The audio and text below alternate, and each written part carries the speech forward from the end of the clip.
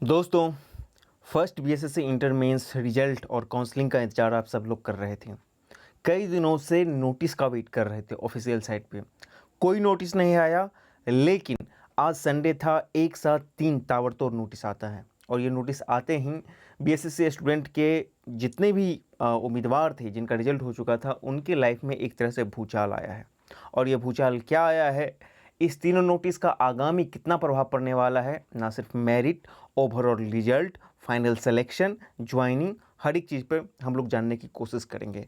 आइए पहले हम लोग पूरे चीज़ों को समझते हैं, डिटेल एनालिसिस करते हैं, क्योंकि बहुत सारे लोग ये बोल रहे हैं कि 2016 वाले को हटाया गया है इसलिए नए लड़का को ऐड किया गया है। क्या वास्तव में वही चीज़ है या कोई अन्य चीज़ है? दोनों ही चीज़ को हम लोग डिटेल्स एनालिसिस करेंगे, क्योंकि जो तथ्य सामने है उसी पर बात होगी, अन्यथा यहाँ पर एक भी बात नहीं होगी। और फिर उसका जो प्रभाव पड़ा है, क्योंकि यहाँ पे न्याय किसके साथ हुआ है, अन्याय किसके साथ हुआ है, कोई नहीं कह सकता है, और कहाँ से हम लोग चले थे और कहाँ पर आकर पहुँच गए हैं। बहरहाल देखते हैं नोटिस क्या है, फिर इस पर डिटेल एनालिसिस होगी। सबसे पहले देख लीजिए आप, आज का जो पहला नोटिस ये था कि 19/9/2021 का, कि आपको विज्ञापन संख्या इतना जो है प्रथम इंटर स्तरीय संयुक्त प्रतियोगी परीक्षा 2014 के पूर्व घोषित सफल अभ्यर्थियों के अतिरिक्त 1218 नए अभ्यर्थियों को प्रारंभिक परीक्षा में सफल घोषित करते हुए मुख्य परीक्षा के योग पाया गया है। ये काउंसलिंग का प्रोसेस चल रहा था, वहाँ पे इन लोगों का जो अपना कहना है आयोग का, वहाँ पर उन लोगों को योग पाया गया। ये पीटी की बात की जा रही है, ठीक है।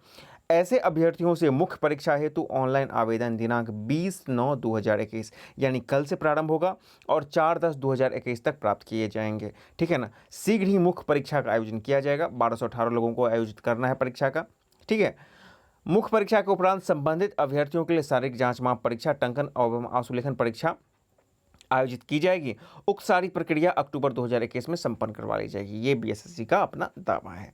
आगे क्या लिखा गया है, तत्पश्चात काउंसलिंग हेतु समेकित रूप मतलब कि जो पहले वाले स्टूडेंट हैं उनका और जो नए स्टूडेंट ऐड हुए हैं उनका, दोनों का समेकित रूप से योग पाए गए अभ्यर्थियों की सूची प्रकाशित करते हुए नवंबर 2021 के प्रथम सप्ताह में काउंसलिंग की प्रक्रिया प्रारंभ कर दी जाएगी। चलो, ये नवंबर, दिसंबर और अक्टूबर, ये तो इनकी गुफा है, इन चीज़ों पे बहुत ज़्यादा विश्वास करने की चीज़ें भी नहीं है, जब होगी तब देखा जाएगा। खैर, ये प्रोसेस की बात करते हैं। अभ्यर्थियों को निर्देश दिया जाता है कि अद्यतन सूचना हेतु आयोग की वेबसाइट पर सतत अवलोकन करते रहेंगे। ये तो आपका पहला नोटिस हो गया। अब जरा 2 और नोटिस है, उसको जरा देख लेते हैं, ठीक है, फिर आगे की बात होगी। दूसरा नोटिस में क्या है, तो देखिए दूसरा नोटिस जो है ये है, यहाँ पे आइए देखते हैं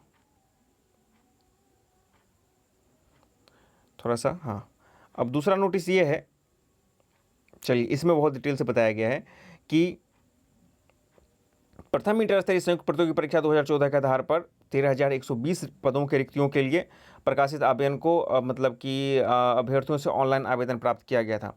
CWJC 2014 विजय कुमार राय अन्य बिहार के मामले में पटना उच्च न्यायालय द्वारा दिनांक 25/6/2015 को पारित न्यायाधीश के आलोक में अधिकतम उम्र सीमा में छूट का लाभ देने के निमित्त आयोग की आवश्यक सूचना 2016 मतलब 5/2/2016 द्वारा संबंधित अभ्यर्थियों से दिनांक 22/2/2016 से 13/3/2016 की रात्रि 12 बजे से सर्वर ऑनलाइन मतलब कि सर्वर टाइम तक के ऑनलाइन आवेदन प्राप्त किए गए थे। आपको पता है कि 2016 में जो हाईकोर्ट के फैसले के आलोक में जो मैक्सिमम एज वाले थे उनके लिए फिर से जो है विंडो को ओपन किया गया था। ऑनलाइन आवेदन समर्पित करने वाले कुल इतना अभ्यर्थियों के लिए दिनांक 8/12/2018, 9/12/2018 और 10/12/2018 को 6 चरणों में प्रारंभिक परीक्षा आयोजित की गई थी। प्रारंभिक परीक्षा के उपरांत प्रकाशित विज्ञापन के आलोक में कुल 63,739 अभ्यर्थियों को मुख्य परीक्षा हेतु योग पाया गया था। मुख्य परीक्षा हेतु चयनित अभ्यर्थियों से ऑनलाइन आवेदन आमंत्रित करते हुए मुख्य परीक्षा का आयोजन 25/12/2020 को किया गया था। मुख्य परीक्षा के उपरांत कोटिवार न्यूनतम आहारता के आधार पर योग पाए गए 52,784 अभ्यर्थियों का परीक्षाफल दिनांक 25/2/2021 को प्रकाशित किया गया था। तत्पश्चात उपरोक्त अभ्यर्थियों के लिए शारीरिक जांच परीक्षा वगैरह किया गया था। ये सब अपना जो डिटेल अभी तक इन्होंने किया है वो बताया गया।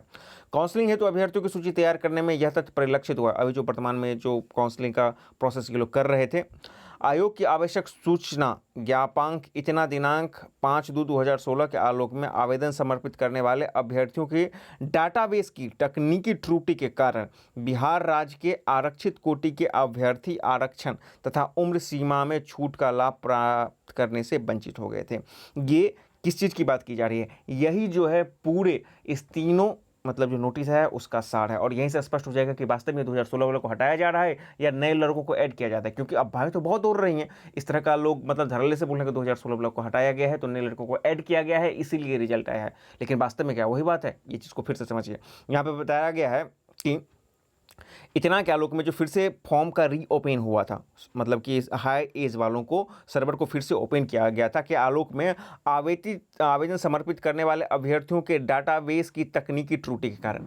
स्पष्ट है कि 2016 वाला मैटर का यहाँ पे चर्चा नहीं है, जिनके हटाने की मांग मतलब अभी तक के नोटिस के आधार पर छात्र कर रहे थे, ठीक है ना। ये बोल रहे हैं डाटाबेस में तकनीकी त्रुटि, यानी कि टेक्निकल प्रॉब्लम आया था इनके अपने सर्वर और बहुत सारी चीज़ें में, के कारण बिहार राज्य के आरक्षित कोटि के अभ्यर्थी जो आरक्षण का लाभ जिनको मिलना चाहिए था और उम्र सीमा में छूट का लाभ प्राप्त करने से वंचित हो गए तथा उम्र का मतलब कि दोनों चीज़ यहाँ पे बताया गया है कि बिहार राज्य के आरक्षित कोटि के अभ्यर्थी आरक्षण, पहला तो आरक्षण हो गया, और दूसरा उम्र सीमा जिनको हायर एज में मिला था, दोनों का लाभ पाने से ये वंचित हो गए थे। इसी प्रकार मूल विज्ञापन के आधार पर अधिकतम आयु की गणना किए जाने के कारण आवश्यक सूचकांक इतना दिनांक के आलोक में अधिकतम आयु सीमा में छूट दे का लाभ वंचित अभ्यर्थियों को प्राप्त नहीं हो सका। वांछित अभ्यर्थियों का जो है का लाभ जो है संबंधित अभ्यर्थियों को प्राप्त नहीं हो सका। ऐसे अभ्यर्थी ओवर एज की श्रेणी में शामिल हो गए। परिणाम स्वरूप ऐसे सभी अभ्यर्थी प्रारंभिक परीक्षा में ही सफलता प्राप्त करने में विफल हो गए। स्पष्ट हो गया यहाँ पे कि आप लोगों ने जो डिमांड किया था कि 2016 वालों को हटाएगी, ये 2016 वालों को हटाने की बात तो अभी दूर की बात होगी, उसको कैसे एलिमिनेट करेगी बीएसएससी वो समझे, आई डोंट नो, और मेरे को पता भी नहीं है कि वो आगे क्या करने वाली है। फिलहाल इनके अपने टेक्निकल सर्वर तकनीकी खामी के कारण ऐसे अभ्यर्थी छूट गए। अब इसीलिए मैंने कहा था किसको न्याय मिला और किसको अन्याय मिला कोई नहीं पता है। और यदि ये तकनीकी खामी किसके तरफ से थी, आयोग की तरफ से, आयोग ये अब बोल रही है कि भाई हमको टेक्निकल प्रॉब्लम के कारण अभी जाकर इनको पता चला। ये भी एक बहुत बड़ी विडंबना है, मतलब इतने 1218 अभ्यर्थी का टेक्निकल प्रॉब्लम के कारण आप उनको एज बदल जाता है।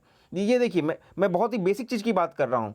आप मतलब कि इतने बड़े एग्जामिनेशन को कंडक्ट करवा रहे हैं, आपके तकनीकी या डाटाबेस की गलती के कारण उनका जो है कैटेगरी बदल जाता है, कैटेगरी का उनको लाभ नहीं मिल पाता है, और ओवर एज की वो गणना करते हैं तो उनका भी वो लाभ नहीं मिल पाता है। कितना बड़ा गलती है। ऑल्दो कि नए लोगों का मिलना चाहिए, यदि वो फैसला हुआ था तो नए लोगों को मिलना चाहिए, लेकिन उनको आपने छोड़ा है। आप उनकी भी बात सोचिए कि उन लोगों का नहीं हुआ होगा, क्या उन लोगों के पास एडमिट कार्ड उपलब्ध होगा, उन लोगों के पास अभी इन एग्जाम के बारे में सोच रहे होंगे। 2016 वाला तो बातें भूल जाइए, उसको तो हटाने वाली बात यहाँ पे कहीं पर चर्चे नहीं है। जैसा कि बहुत सारे मित्रों ने मुझे फ़ोन करके बताया कि नहीं 2016 वालों को हटाया गया है, इसलिए नए लड़कों को ऐड करने का था, इसलिए वहाँ मतलब अपनी तरफ से जिस तरह की बातें की गई थी। लेकिन यहाँ पे कन्फ्यूजन खत्म हो गया कि 2016 वालों को यहाँ पे नहीं हटाया गया है। ये इनके सर्वर में तकनीकी जो भी त्रुटि थी उनके कारण इस तरह का प्रॉब्लम उत्पन्न हुआ। तो लेकिन ये जो प्रॉब्लम उत्पन्न है ये भी स्टूडेंट के साथ एक बहुत बड़ा छलावा है, एक बहुत बड़ा विश्वासघात है। आप समझिए, मतलब क्या बोल सकते हैं इन आयोगों को, इस आयोग को क्या बोलिएगा, मतलब कि हद हो गई। हर एक पोर्शन पे, हर एक पॉइंट पे इनमें इतना लीकेज है, इतना लूफ हॉल है कि उसका खामियाजा अंततः छात्रों को ही उठाना पड़ता है। अब ये 1218 कौन है, किनको मौका मिला है, गॉड नोस कितने लोग यहाँ पे आ पाएंगे। तो स्पष्ट हो गया कि जस्ट इनके डाटाबेस के खामी के कारण ना तो उनको आरक्षण का लाभ मिल पाया था और ना ही उनको ओवर एज लिमिट का जो लाभ मिलना चाहिए था वो नहीं मिल पाया था, इसीलिए ऐसे लोग का पीटी में रिजल्ट नहीं हुआ। अब उनको फिर से यहाँ पे शामिल किया गया 1218 लोगों को, ठीक है।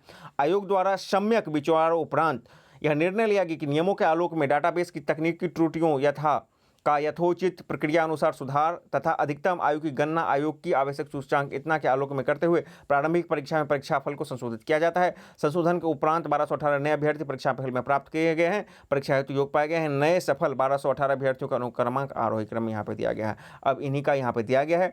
तीसरा नोटिस वही है कि आपको जिस तरह से मेंस के समय में ये भी देख लीजिए, जब इतना खोले हैं तो तीसरा नोटिस को भी थोड़ा देख लिया जाए, फिर डिटेल से चर्चा होगी यहाँ पे, ठीक है। तीसरे नोटिस को थोड़ा सा देख लिया जाए, लाइन पे बने रहें। जी हाँ, तीसरा नोटिस वही है जो आपको मेंस के समय निकला था, आप लोगों के समय में भी किस तरह से आपको मतलब कि कौन कौन से पद हैं, किस किस तरह से भरे जाने हैं, तो वही है यहाँ पे।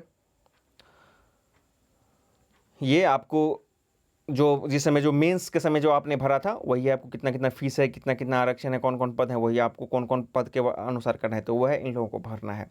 अब सबसे बड़ा सवाल, इस पूरे प्रोसेस का क्या हाल होने वाला है, क्या हश्र पड़ने वाला है, तो लेट मी टेल यू, दूरगामी प्रभाव इसके इतने पड़ेंगे जो जिन छात्रों का अभी चेक हो चुका है रिजल्ट उन पर, कि फर्स्ट तो एक बात तो आप समझ लीजिए कि पूरा मेरिट कर्म जो आप पहले से कोई भी कट ऑफ अनुमान लगा रहे थे वो उलट पुलट हो जाएगा, निश्चित रूप से उल्टेगा पुलटेगा, क्योंकि ये 1218 लोग हैं तो इसमें से कुछ ना कुछ फाइनल सिलेक्शन तक भी जाइए। ये आंख बांध करके, मुंह बांध करके आप समझ लीजिए, होंगे फाइनल सिलेक्शन तक इनमें से लोग जाएंगे। वो मेरिट पहला उलट जाएगा। समय की जहाँ तक बात कीजिएगा, ये नवंबर तो बोल रहे हैं, अब मुझे नहीं विश्वास है कि इस साल तक ये मतलब कि इन प्रक्रियाओं को समाप्त कर पाएंगे, काउंसलिंग और फाइनल सिलेक्शन तक की प्रक्रिया को नहीं समाप्त कर पाएंगे। निश्चित रूप से फिर से आपके समय काफ़ी लंबे खिंचने वाले हैं, ये मेरा इंट्यूशन है। ऑल्दो आयोग बोलती है, आयोग के बोलने का क्या, करवा ले, ये अलग बात है। कुल मिला के इसमें अंतिम रूप से नुकसान छात्रों को हुआ है। छात्र हित का नुकसान हमेशा से करती आ रही है। बीपीएससी जैसे आयोग, बीपीएसएससी जैसे आयोग हो, जो दरोगा वाले हो, और बीएसएससी ने तो उसकी चरम सीमा को भी पार किया। इनके लिए 7-8 साल का जो मतलब कि लंबा वक्त था, वो खाकर इनको संतुष्टि नहीं मिली कि अब देखिए ना, 2 स्तर पर नुकसान हुआ है ना। एक तो यदि आप तकनीकी खामी के कारण 1218 छात्रों का आपने नुकसान किया, ये भी तो बहुत बड़ी बात हुई ना, बहुत बड़ी गलती हुआ, बहुत बड़ा ब्लंडर हुआ, ऑल्दो आप यहाँ पे उसको एडमिट कर रहे हैं, ठीक है।